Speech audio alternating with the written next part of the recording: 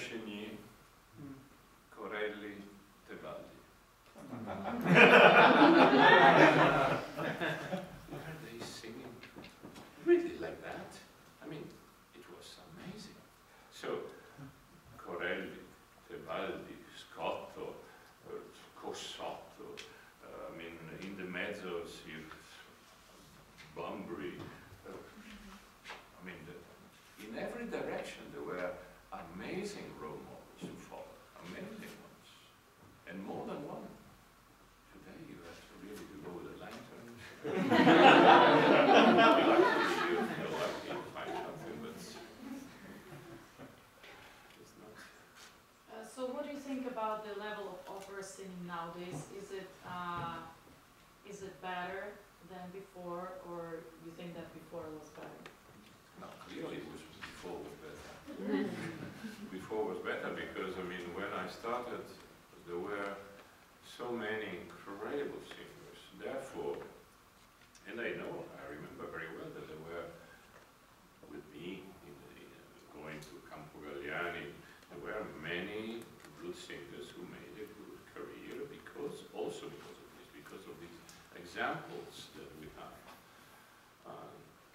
And then, I mean, I don't want to sound senile, but you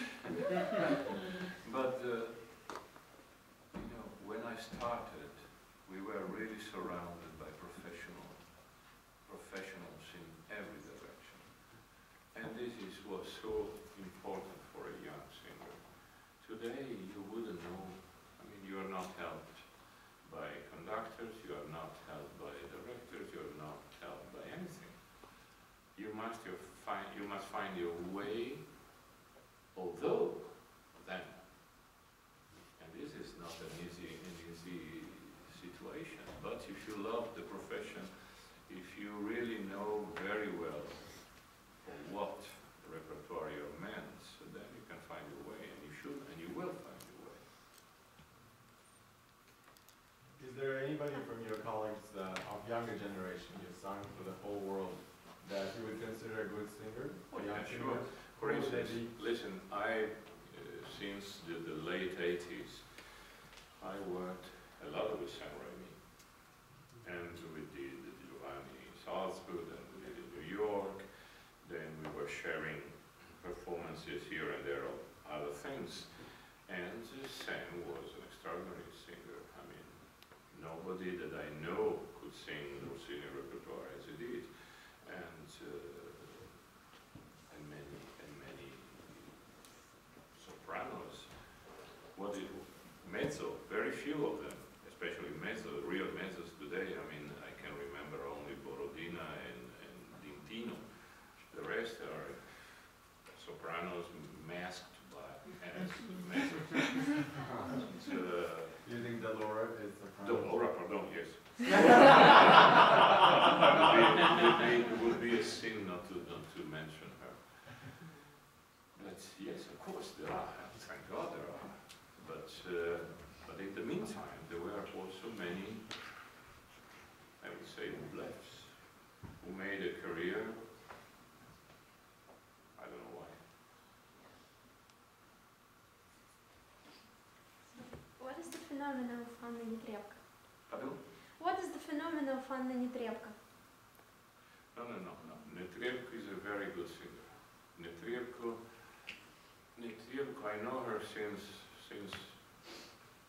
when she was starting internationally.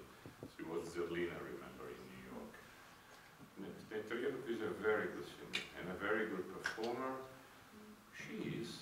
Since she was, at the very beginning, she was also stunning, beautiful. She was immediately caught by this new system of mediatic interests that has to do with television, with recording, with blah blah blah, with newspapers, with magazines. Something that before happened only to Callas. But many are upset by the fact that she is making this sensational career.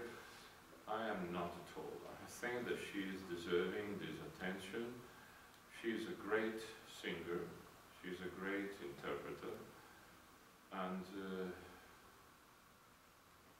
she was beautiful.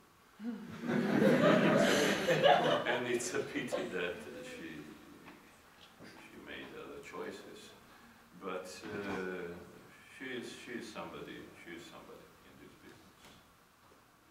There are others that are not, but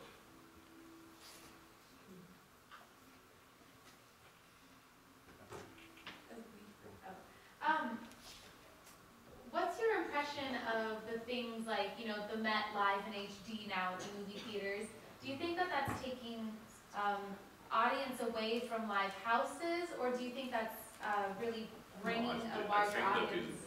That is bringing audience to the theaters. Because, for instance, just to give you an example, I think it was extremely beautiful when last spring we did Hernani, the Manet. The same, after when it was finished, I received call from St. Petersburg, mail from Buenos Aires, from Europe. It's a lot of people don't have the possibility to go in major houses or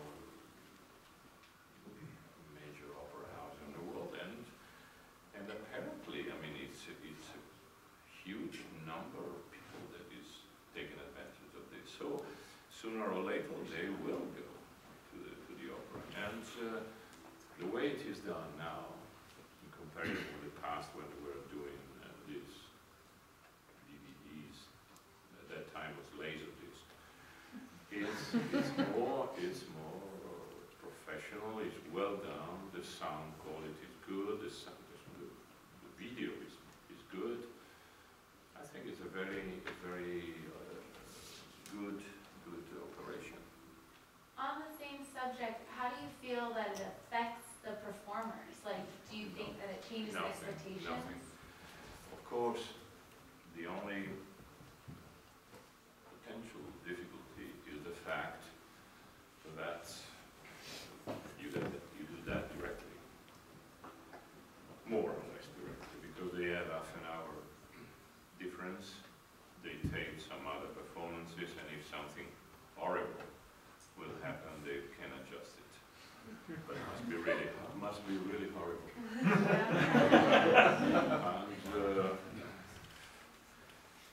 but I tell you, whether, because I mean, we don't see them, we don't see the cameras. Yes, we don't see them, we don't feel them, we do not play for them. We do what we do in all the other performances, being trying to be the character as much as we can. Then if there is the advantage of being caught from close by a camera, it's an advantage, but we do not perform for them. Is there a difference in your approach to singing later, such as the Winteries, as opposed to preparing for an operatic role? Is there just a different take you have on it, or how do you do that? You know, the dimension of a singer that you get through recitals is enormous. You will never get it in opera. Recitals, you are there alone with yourself, with a pianist, with an audience for 1 hour and a half or more. Talking about Winterreise, for instance, vocally is not difficult. The enormous difficulty is in finding the colors, the intentions to fit it. Yeah. And these, and the Russian, for instance, the Russian leaders, the same thing. If you start to do some recitals, it will give you a dimension that no opera will give you. And it's extremely rewarding. I am not a recital singer, and I will never be, but I will keep doing these few that I have in my repertoire, because sometimes you need this kind of special satisfaction. You need it. And it was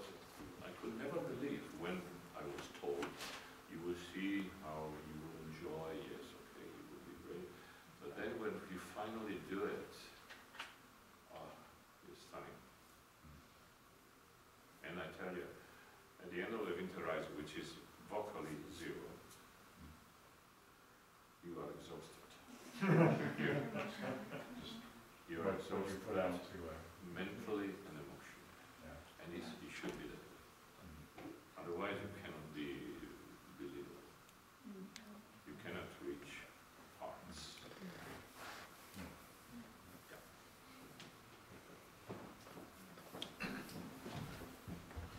Could you tell us how you met your manager? He met. How did No, that I was happen? already at the Met. It was the first year of the Met, actually. It was 1980, and I was having my debut as the Grand Inquisitor in the college, which is not exactly a role that you would suggest to a young singer, but I did it, and I did it quite okay. And Michael Gloss was, as I told you, very renowned as manager, as a recording producer, and he was at the Met through Leo Nucci. I was introduced to him, and he asked me if I was interested to. So we started. So he died 2 years ago, so for 30 years.